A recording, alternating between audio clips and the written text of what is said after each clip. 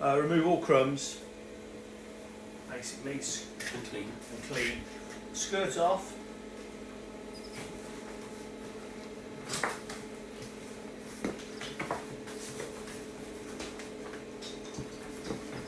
Right, we'll take the skirts off.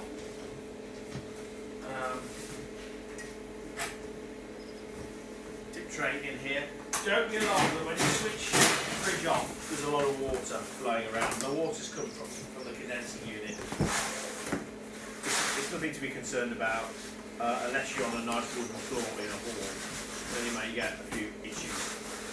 So, roll up the skirt really tight. I don't put the skirt in until I put the glass down. So, I get the perspex and I lay the perspex on the fridge bed like that.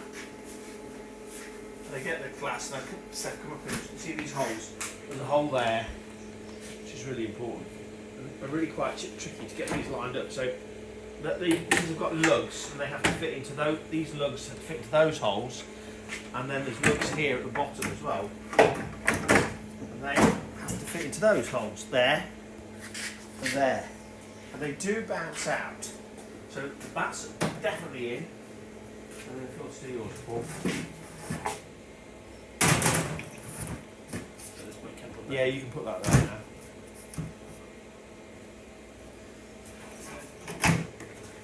And the thing is, if these lugs, the glass is not sitting properly, it can break in transit. Also, your perspex can move and slip through. Sure, first. That'd be a bit tricky. Hang on. Glasses.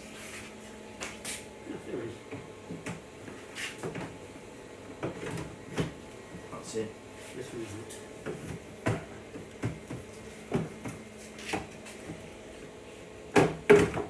That's in. So that's in. They in. Yep, that's It's in. in. It's all in. And that, unfortunately, that perspex is poking his little nose out there. Shouldn't move. It shouldn't, but it did. That's fine now. Okay, so I'm happy with all of that. And then you slowly lift this up. Like that. See there.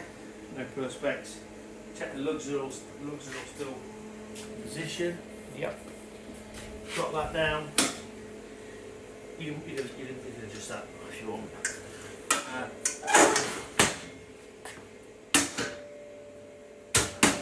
Then you just kick off your brakes and you're good to go.